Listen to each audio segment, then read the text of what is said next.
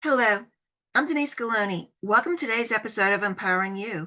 My guest today is Brian Chrysogis.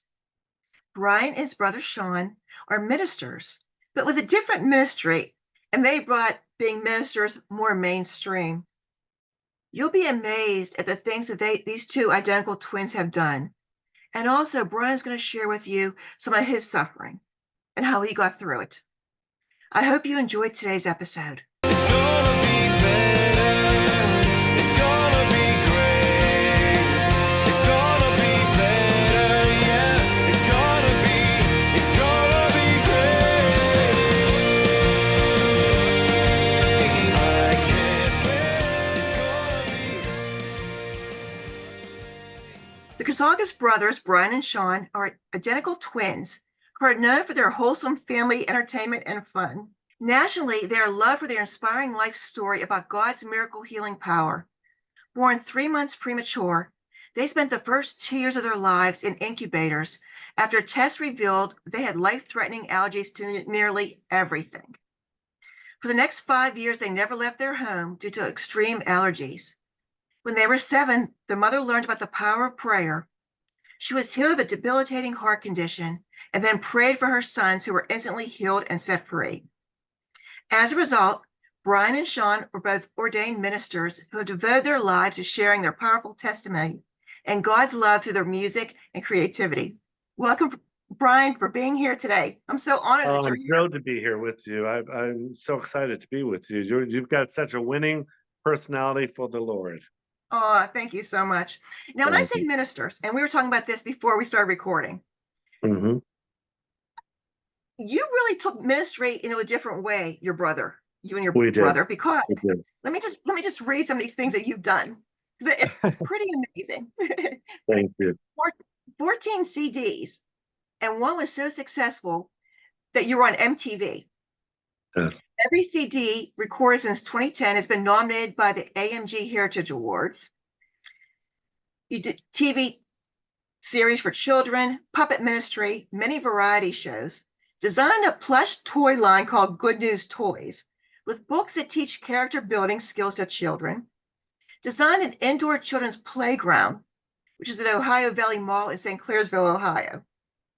Appeared on nearly every Christian TV network, Christian talk shows, Christian radio shows, and many Christian magazines. You were also on the TV show Candid Camera on MTV, seen in Star Magazine, Soap Opera Digest, and The Inquirer, which that has to be a great story. Did a reality TV pilot for the A&E network called Saved by the Brothers. Had a YouTube channel with nearly 1 million views. Yes. A weekly Christian radio show with guests that included Cheryl Ladd, Lonnie Anderson, Pat Boone, Lucy Arnaz, Kevin Sorbo, Corbin Bernstein, and so many others who shared how faith played a part in their lives. Yes. And then you created a variety show with celebrities, and that's how we met. I'll tell that story in a little bit. With Jacqueline Smith, Lindsay Wagner, Eric Estrada, Lonnie Anderson, Suzanne Summers, and it just goes on and on and on. So, Brian, when I read all that, what do you think? I know when people introduce me before I speak in front of an audience, sometimes I'm back there thinking, who are they talking about? Do you feel that way, or do you feel like, oh my gosh, I can't believe we did all this? Or what do you think? There's times when, like you said, you sit back and those are the all moments, it's like we had dreams and God fulfilled those dreams. And it's sometimes hard to believe that God made your dreams come true, but he did. And it was 40 years of ministry. And the two of us, we were dreamers. Both of us we were visionaries. If the people being in Ohio, a lot of things don't happen in Ohio. Mhm. And people would say, oh, no, that'll never happen. No, that. And if you ever said that could never happen to the two of us, that's when we would prove you wrong, Right. because we knew we had big dreams and we had a big God, and we still Mhm. have a big God. But the two of us together, the stars we worked for, the stars that got to know us, started calling us the Twin Towers that were still standing because our prayer power was invincible. The two of us, when we got our minds settled on something, when we would pray, miracles took place, doors opened. We never prayed for doors to open. We prayed for favor of God, and we always got favor of God. Everywhere we went, we said, Lord, give us favor with these people, give us favor with this phone call, give us favor. And the doors always were open. And it was the favor of God. People were jealous.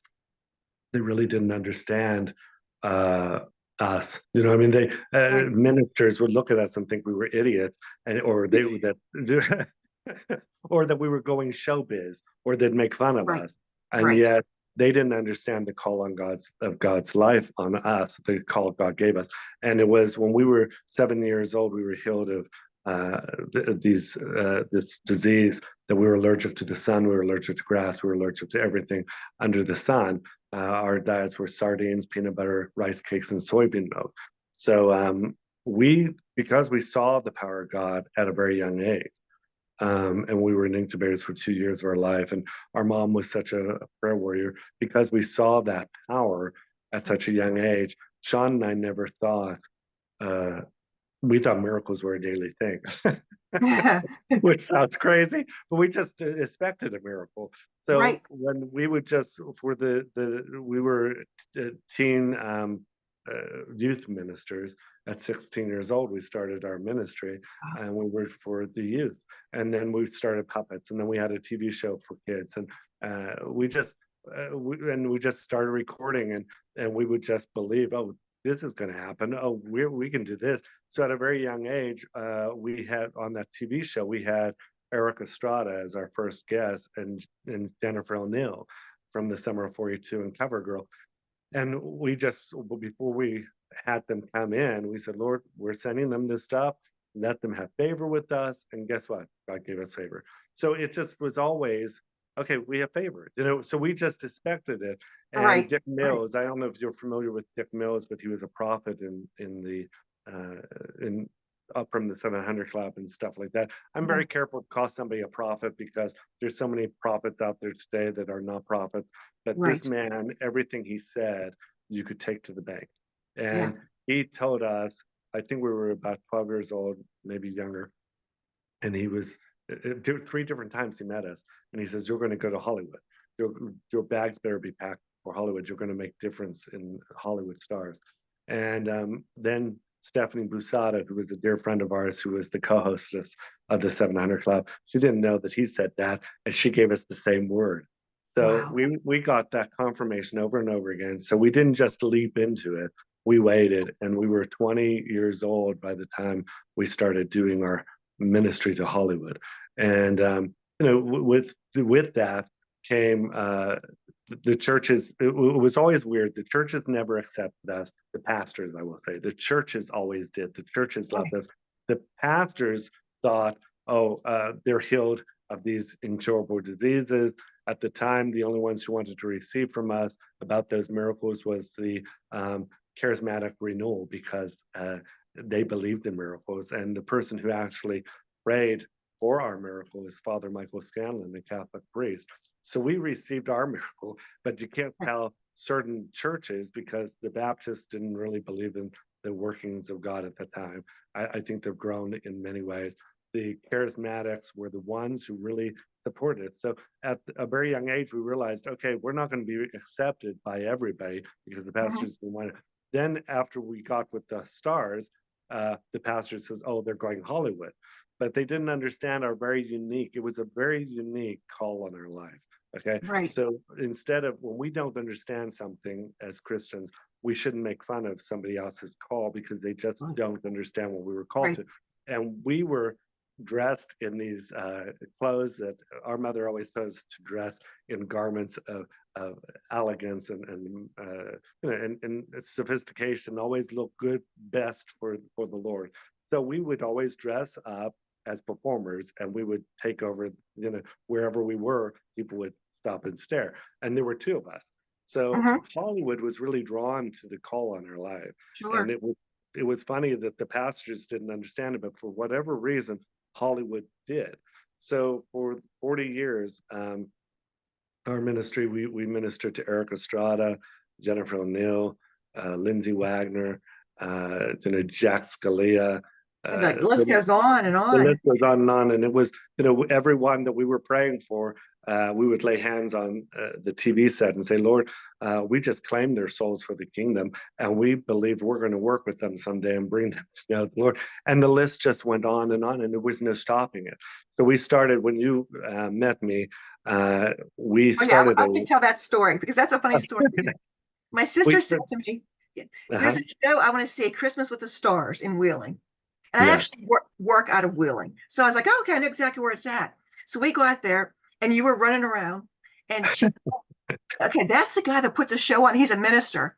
You had the fanciest showman suit I've ever seen. And I said, he has the best head of hair I've ever seen in my life. And you were running around. And it was a great show. And then thank you. afterwards, a couple months after, I started following you on Facebook because I was curious. I was like, well, Yeah, what is this? This is not what I expected. And you put a post on something about because you had lost your twin brother, which we'll talk about in a minute. yeah, yeah. And I had lost my mother before that, and it just resonated with me that moment. And I reached out. I didn't know you at all, and I said, thank you. It really resonated with me what you put there, and it healed me a little bit. That's beautiful. Never thought that you would respond. You sent me paragraphs, like a voice message, and I was like, wow, I really need to meet this man. So I am so honored that you're here today. Well, I'm beyond honored that I touched you in some way because, Yeah. when, like what I was saying, we started that together. Hmm. So being that everything we did together. When Sean passed last year, it took me on a journey of, I didn't know my identity. Right. My Sure. identity was found in us as the Chrysogas brothers. We did 14 CDs together. We Mhm. appeared on every Christian talk show.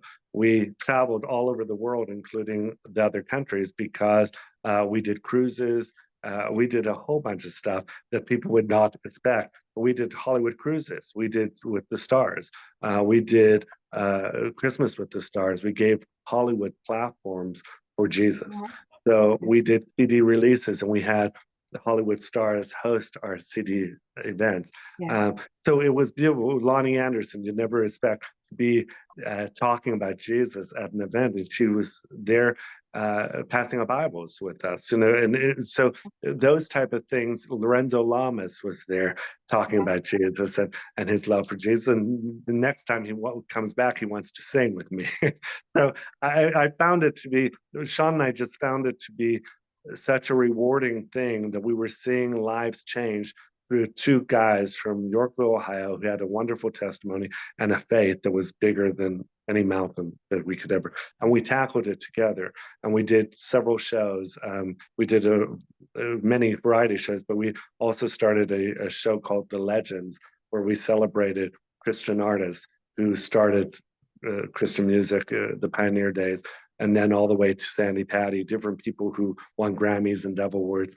And we had Russ Taff and Leon Botello, and the list went on with those. So we were known by not only Hollywood, but the Christian arena. Carmen, I don't know if you've heard of Carmen, but those type of people we worked with. So God put us before kings and priests, not only in the world, but kings and priests of his in the Christian world that we were known by. So we just kept on the two of us never really grew up. We were like Peter Pan. We never grew up, and we fulfilled the dreams. And then when Sean passed, and it was a blood clot that I didn't even see coming, I thought he had a massive heart attack. It was a blood clot, and the reports were massive heart attack.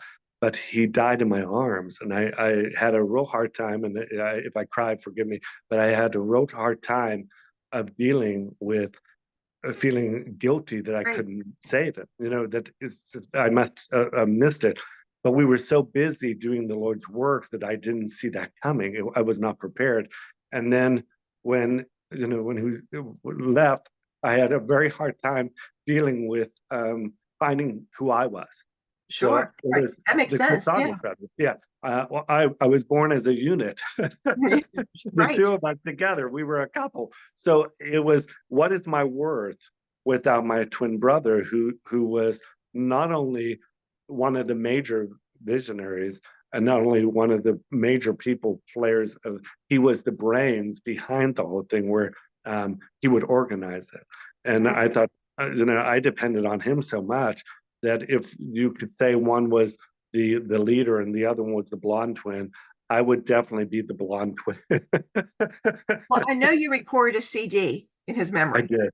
Yeah. I did in his memory. I put together all of the songs from different albums honoring him that he sang, and then I also sang the first song and the last song on that album, and then and it's called "Beyond the Loss" was the song that I recorded, but the CD is called Legacy because I wanted Sean to leave a legacy because he did a legacy of love, and and then I did a CD of my own uh, in honor of him as well. And so it's been a real struggle to forge forward and press on. But you Yeah. know, I realized That's while your I new was show doing you're hosting, right? it, yeah. Well, what I realized was if you take the acronyms of depression, you Mhm. actually can respell it, and it says "I pressed on," Yeah. and that's what a new talk show I'm working on to do, so I can help people. Like you said, I helped you in some way, and I didn't even know it, and that's what was so blessed. Though I responded the way I did because I thought I'm not worthy to do anything anymore, and then you said I still minister to you, and I was like, okay, Lord, maybe out of my depression, there Yeah. still can be in the darkness. There's jewels somehow to minister to people who are hurting like that. Right. Right. Do you find that what would you say, Brian? Let me ask this. What would you say to people that are struggling? Because depression is real. When I reached out to you, I lost my mother. I mean, it was a different situation than your brother, Yes, of course. You know, she yes, had dementia, but that last week and a half in her yes. life, I struggled. What would you say to people that are struggling with depression? Because sometimes you don't see a way out. It's a Do you know what was, Denise, what was so weird was during that time when I was still at that Christmas concert and you thought I looked like I was getting everything pulled together and I was not. I thank God for the people who I had such a support team. Eric Estrada was there every time I would have a problem. I'd send Jascally out. So he Mhm. would take over for me. You know, I had such a wonderful support group, Stephanie Powers. I would say to people, and this was something that Sandy Patty told me, don't be scared to lean on people. Don't be Mhm. scared to let people love you. Let people love you. And during my depression, I didn't feel loved. I didn't want to feel loved. I didn't feel worthy because I felt that abandoned by God because Sean and I did everything that the Lord would ask of us. We did everything thinking that through our works, even though the Bible says uh, our works are filthy rags before the Lord because none of us are worthy and we can't earn our salvation. But for whatever reason, because we are programmed that when we get A's on report cards or we get, Mhm. whatever we do, we get Sure. praised by our parents or whatever. Uh, but God doesn't work like that. So all that stuff that I did with Sean, I thought that we would be rewarded with long life and the two of us would be together and God would bless our health. Depression set in because I realized God's not the person I thought he was. Yeah. And we couldn't earn it. And it sounds crazy, but the God of my childhood is not the same God of my adulthood. Not saying Mhm. that God's changed because he doesn't. Right. It's that my perspective, my perspective of who he is has Yeah. changed. Right. And I realized that he loves me just for me. He doesn't love me because I'm a twin with Sean. So my depression took on such a form that I was trying to kill myself. I was drinking. I bought helium. I was going to kill myself. I did stupid things to kill myself. And I just wanted to get out of this life. And people with depression, they don't think. So Right. what I would say to those people is, uh, call somebody. When you are at your lowest, call somebody. Do not hold their love from you because people do want to reach out and they will be there for you. And I Right. found that I hate to quote somebody, but it does take a village. It takes a village to get you out of where you're at. And you need prayer warriors and you need strong Christians and you need people who love you to be there because if I didn't have that, and I don't know how people do it without Jesus, because Yeah. although I didn't want to receive, I was angry at God. I didn't want to read his word because I was angry. And they would keep giving me Job. And I kept saying, I'm not reading that book. I refuse to read that book. I'm not reading it. And I found that even though I wasn't reading the book because I couldn't understand those the scriptures at that time, and I was angry at God. The Christians never gave up on me because God was sending them in my direction. So don't give up, reach out.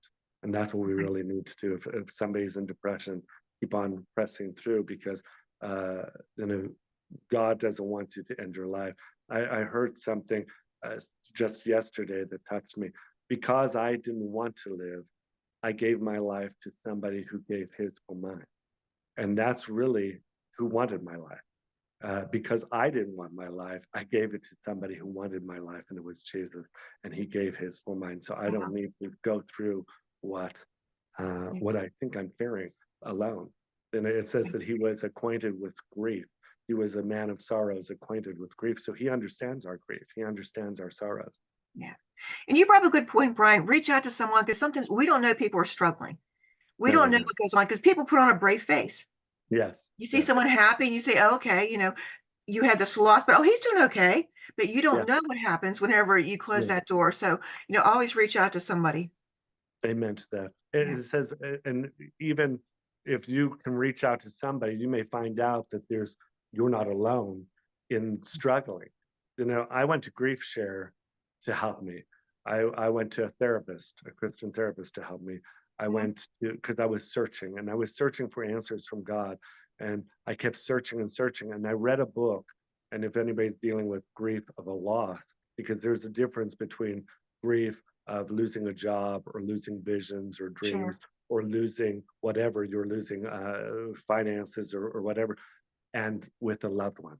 When you lose a loved one, it's beyond anything that replaceable. So when I was searching out for that, I found that uh, my my pain by reaching out to somebody else, there was I'm now bonded with people who have lost their loved one and Right. they're bonded with me. But I also started reading a book called Imagine Heaven by Mm. Pastor John Burke. And I don't know if you got to read that book, but I have No, promoted that no. book constantly because it was talking, he was an atheist. John Burke was an atheist who found Jesus after his father died of cancer.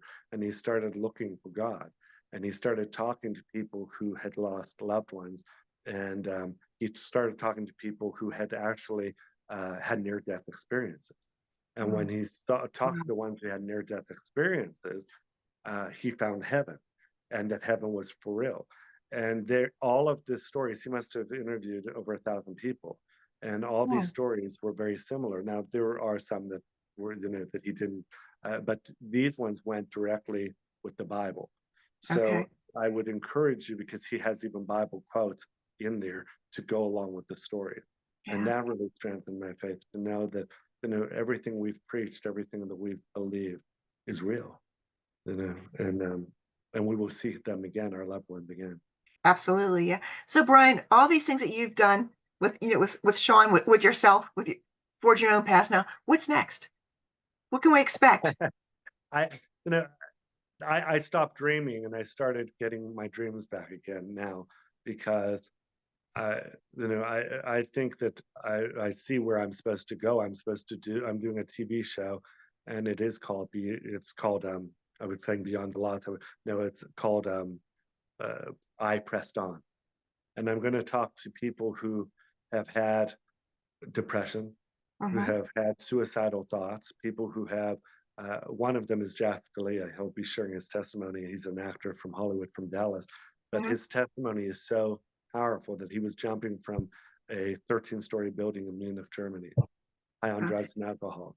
And Jeez. he turned his life over to the Lord because our mother was praying for him in Yorkville, Ohio, same time, same period. And that's how we had met him. Jennifer O'Neill will be sharing her story from the summer of 42. She had 9 marriages, 9 miscarriages, 3 electric shock treatments, several suicide attempts. I mean, the woman found Jesus and she found hope. So the reason I'm telling you this is they're going to be sharing those stories. So if you're going through something, uh, keep on going, keep on Keep on going. pressing on, don't give up because see, my brother finished well. He was still on fire for Jesus by the end of his race. I was not. I was going to give up and commit suicide because I wanted to be with him. But Right. the reality is, God has this destiny for all of us, and we need to finish well. If we don't finish well, it doesn't matter how you begin the race, it matters how you end the race. And I want to finish well, so I'm with my brother. And that's what I would say to everybody: finish well. Don't give up. You may be going through depression, you may be going through pain, but there's purpose in the pain, even though we don't see it. We Yeah. will be rewarded. It says in the Bible, blessed are the ones who overcome, or the ones who overcome will receive their rewards. That's what the Bible says. It talks about what's coming for all of us. It talks about, if you look at the apostles did overcome. They overcame the world because Jesus said he overcame the world so we could, but they were Right. all martyred. So what makes us think that serving Jesus is going to take us out of our pain? It's not, but we will find purpose in our pain, and he's promised to get us through it. And that's really the major difference between us and the world. Their pain, they never do get through it, but with Jesus, Yeah. we find strength. He promised that he will never leave us or forsake us, so we just have to dig deeper into him. And that's what I would say: keep on digging deeper and going forward, because at the end of that race you do receive a crown. And it might be a crown. Jesus received his crown when he was suffering. Look at all the people who went through what they went through in the Bible. Jesus needed the cross to win the victory over death itself Right. and to Right. give us eternal life. And so we need to go through some scars and pain so we can get our reward as well. And that's a beautiful way to end this interview.